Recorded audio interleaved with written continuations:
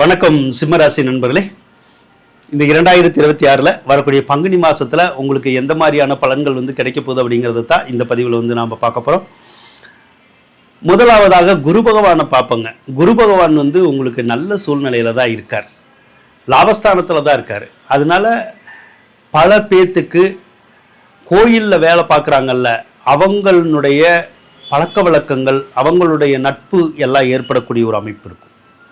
அது அறநிலைத்துறையில் வேலை பார்த்தாலும் சரிதான், நார்மலாக கோயிலில் வேலை பார்த்தாலும் சரிதான்.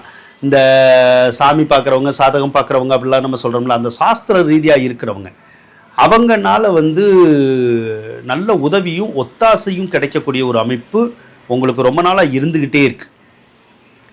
கோர்ட்டில் வேலை பார்க்குறவங்களெல்லாம் கூட நல்ல வாய்ப்புகள் கிடைக்கும்.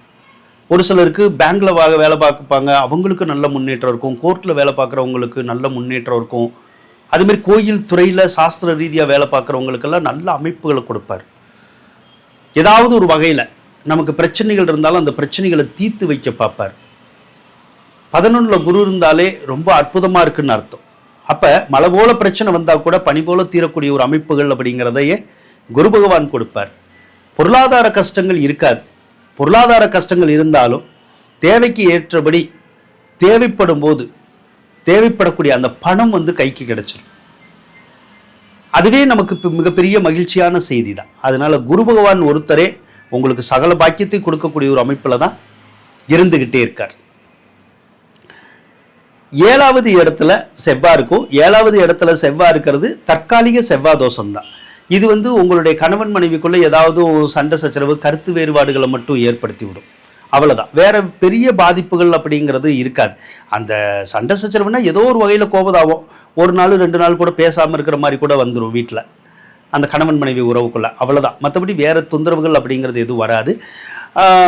7வது இடத்துல புதன் இருக்கிறதும் அப்படிதான்.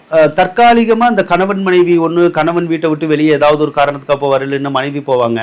அந்த மாதிரி தற்காலிகத்தில் ஒரு வாரம் 10 நாள் அந்த மாதிரி பிரிவினை ஏற்படக்கூடிய ஒரு அமைப்புகள்லாம் கூட இந்த மாசத்துல ஒரு சிலருக்கு இருக்கும். அதே மாதிரி மனைவி வழியில செலவுகள், கணவன் வழியில கொஞ்சம் செலவுகள் மட்டும் இருக்கும் அவங்கனால, சரிங்களா? சரி. அதே மாதிரி உங்களுடைய கணவன் அல்லது மனைவிக்கு நல்ல அலைச்சல் திருச்சல் இருக்கும். ஒரு இடத்துல அவங்களால இருக்க முடியாது, எங்கேயாவது போயிட்டு வந்துக்கிட்டே இருக்கிற மாதிரியான ஒரு சூழ்நிலைகளை அது கொடுக்கும். அதே மாதிரி 7வது இடத்துல ராகு இருக்கிறது மட்டும் நல்லது இல்லை. ஏன்னா ராகு அந்த திருமணத்தை நடத்துறதுல மிகப்பெரிய தடை தாமதங்களை கொடுப்பாரு. இப்போ இவ்வளவு நாள் சனி இருந்தாரு, பரவாயில்ல, கல்யாணத்தை பண்ணி தந்துருவாரு. இப்போ சனி பயிற்சி வேற வந்துருச்சு.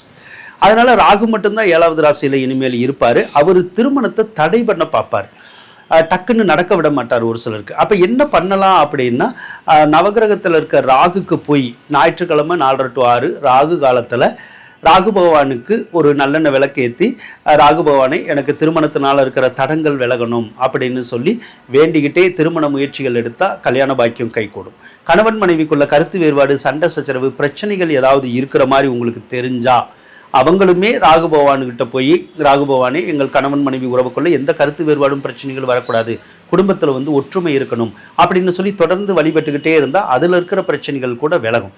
ஒரு சிலருக்கெல்லாம் பார்த்தீங்கன்னா யாரு கூடயாவது பழக்க வழக்கங்கள் இருக்கும், அவங்கெல்லாம் கூட இப்போ கருத்து வேறுபாடுகளோட பிரிகிற மாதிரியான ஒரு சூழ்நிலைகள் கூட இருக்கும். அப்போ அவங்கெல்லாம் பிரியக்கூடாது அப்படின்னு நினச்சா அவங்க கூட அந்த மாதிரி ராகுக்கு விளக்கேற்றி அவங்களுக்கு தேவையான விஷயத்தை வேண்டிக்கிட்டே இருந்தாலே அந்த தொந்தரவுகள் விளக்கிறதுக்குடைய ஒரு அமைப்புகள் கண்டிப்பாக இருக்குங்க. அஷ்டமச்சனி அப்படிங்கிறது இப்போதான் ஆரம்பிச்சிருக்கு. உங்களுக்கு ஏற்கனவே கண்டச்சனி ஓடிக்கிட்டு இருந்துச்சு. கண்டச்சனின்னாலே என்னது, ஏதாவது நம்ம கீழே விழுக வைக்கிறது, வண்டி வாகனத்தில் பயமுறுத்துறது, அல்லது நோய் நொடியை கொடுக்கறது, அந்த வேலையை தான் கண்டச்சனி செய்வார். இப்போ அஷ்டமச்சனி மார்ச் 6 வருது. அதுவுமே அப்படி தான் செய்யும். அதுவுமே அப்படி செய்யும்னா பொதுவாக வாகனம் சம்மந்தப்பட்ட துறையில் இருக்கவங்களுக்கு மட்டும் கொஞ்சம் முன்னேற்றத்தை தராது. ஏன்னா வாகனத்தினால ஏதாவது பிரச்சனை இருந்துக்கிட்டே இருக்கும், வாகனம் பழுதாகிக்கிட்டே இருக்கலாம், இல்லைன்னா வாகனத்தை வச்சு தொழில் செய்கிறவங்களுக்கு அந்த தொழிலில் செய்ய முடியாது, வாகனங்களுக்கு சரியான ட்ரிப்பு கிடைக்காது, அது ட்ரிப்பு கிடைச்சாலும் நம்மளால் போக முடியாது. இந்த மாதிரியான ஒரு சில தொந்தரவுகளை மட்டும் அந்த சனி பயிற்சி பண்ணும். அதுக்கப்புறம் ஒரு சிலருக்கு கொஞ்சம் உடல்நிலையை பாதிக்கும். உடம்பு ஒரு நேரம் போல் ஒரு நேரம் இருக்காது. ஏதாவது ஒரு வகையில் அந்த ஏதாவது ஒரு நோய் நொடி வர்றதுக்குடைய ஒரு அமைப்புகள் இருக்கும். அதை கொஞ்சம் அஷ்டமணி சனி செய்ய தான் செய்வார். ஸோ கொஞ்ச நாள் நம்ம பொறுத்திருந்து தான் பார்க்கணும். இப்போ அஷ்டமஸ்தானத்திலேயே சூரியன் இருக்காரு, உங்க ராசி அதிபதி தான். அஷ்டமஸ்தானத்தில் சூரியன் இருந்தாலும் ஒன்றும் பிரச்சனை இல்லை. அரசாங்க சம்பந்தப்பட்ட காரியங்கள் எல்லாம் நமக்கு கை கூடும்.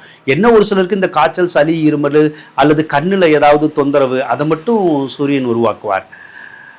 அடுத்து சுக்கிரனை எடுத்துக்கிட்டா, சுக்கிர பகவான் வந்து பொதுவாக அஷ்டமஸ்தானத்தில் இருந்தால் மார்ச் 27 வரைக்கும் மட்டும் இந்த வீடு மாத்துறதா இருந்தால் மாற்றக்கூடாது. ஒரு வீட்டில் இருந்து இன்னொரு வீட்டுக்கு வந்து குடி போகக்கூடாது. அது வாடகை வீடாக இருந்தாலும் சரிதான், சொந்த வீடாக இருந்தாலும் சரிதான். அதே மாதிரி வீடு கட்டக்கூடிய பாக்கியங்கள் கிடைக்கும், இருந்தாலும் அதில் ஏதாவது தடை தாமதங்கள் வந்து ஏற்படும். அந்த வீடுனால பிரச்சனை, வாகனத்தினால பிரச்சனை, திருமணம் நடக்கலேன்னு வருத்தப்படுறது, ஏண்டா நடந்துச்சுன்னு வருத்தப்படுறது, இந்த மாதிரியான விஷயங்கள்லாம் அதாவது மார்ச் 27 வரைக்கும் தான் இருக்கும். அதுக்கப்புறம் வந்து உங்களுக்கு நல்லா இருக்குங்க. இப்போ வீடு நம்ம கட்டிக்கிட்டு இருக்கோம்னா ஒரு சிலருக்கு வீடு கட்டுறதுல தடங்கள் ஏற்படும். அப்படி தடங்கள் ஏற்பட்டாலும் மார்ச் 27 வரைக்கும் தான் இருக்கும். அதுக்கப்புறம் அந்த தடங்கள்லாம் வராது. ஏன்னா அதுக்கப்புறம் சுக்கிரன் 9வது ராசிக்கு போயிடுவார்.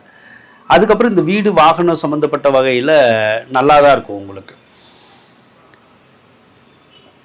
உங்களுடைய ராசியிலேயே கேது இருக்காரு. கேது இருக்கிறது எப்பயாவது ஏதாவது வைரஸ், காய்ச்சல், இந்த பல்லு வலி, கண்ணு வலி அந்த மாதிரி மட்டும் கொடுக்கலாம்.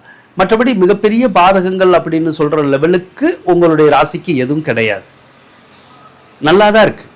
அதே மாதிரி கோபதாபம் மட்டும் வரும், கொஞ்சம் கோபதாபத்தை மட்டும் நம்ம குறைச்சிக்கிட்டா சரிதான். வாழ்த்துக்கள் நண்பர்களே.